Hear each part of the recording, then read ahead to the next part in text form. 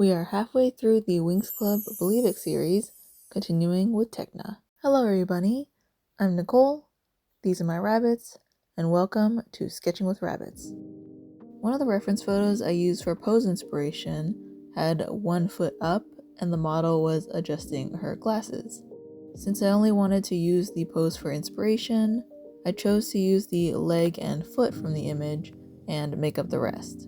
Using reference photos for this series really helped me come up with better, non-repetitive poses, and I definitely need to do it more often. One thing I did notice in the design when I was drawing Tecna were that the ruffles were a little bit lackluster, especially compared to the other girls. You'll notice that she only has a little bit attached to her belt, and that is it. However, I will say that her wings are one of my favorites, and I actually have her Believix doll in my collection.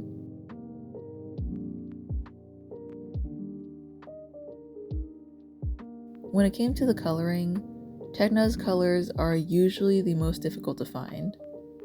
She has many different shades of purples and pinks, but trying to find matching darker shades for the shadows was challenging. Some of the markers were darker than I would have initially chosen, but I do think it worked out for the better because it did push me to work on my contrast and shading instead of sticking to lighter colors and having a lot less contrast.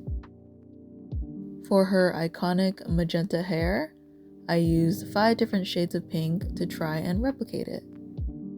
It was relatively easier than the other girls because she has so much shorter hair, which means a lot less coloring. However, that also means I have to be a little more careful about where I put which color so I don't accidentally cover the lighter parts with a darker marker. I'm planning on releasing a how to color hair with alcohol markers tutorial video, so if you'd like to see that, be sure to hit the subscribe button and ring the bell so you're notified of when that video comes out. In the Believix series, I've been trying to add more detail within the coloring compared to the previous series that I've done. One example of this is on the wings, where I would normally just leave the border a flat solid color. However, this time around, I wanted to add some more dimension, so I added shadows to the inner corners and blended it out. Unfortunately, this did lead to some bleeding on Tecna's wing because I got a little too impatient when blending and it spread out further than it was supposed to. I do fix it later in the video, so stay tuned for that. Tecna's wings had to be one of the more difficult to blend, going from magenta to bright green. I used 4 colors in total, but I focused mainly on the middle 2 in order to make a smoother blend. I started with the lighter pink, which was actually a bullet nibbed marker, so it wasn't the easiest to blend with. I went about halfway up the wing, and then I switched to the light green. I did add some colorless blender on top where they meet to try and feather it out, but if I'm being honest, I was not really happy with the wings the majority of the time.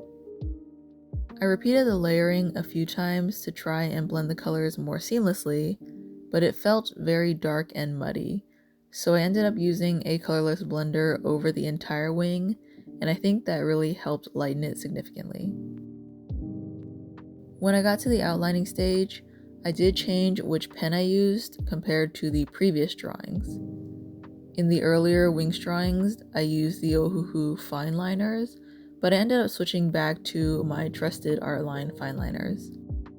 I actually did a review of these ages ago, but the ones that I have are still the same ones from that video, and they are by far my darkest black ink pen.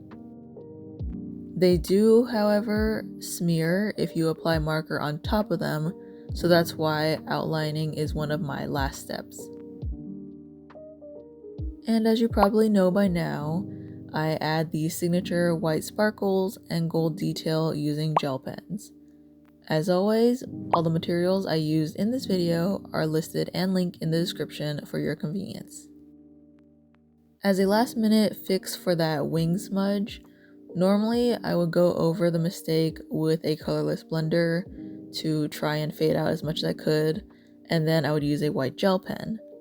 But this time, I added a thick black outline to the exterior of the entire character.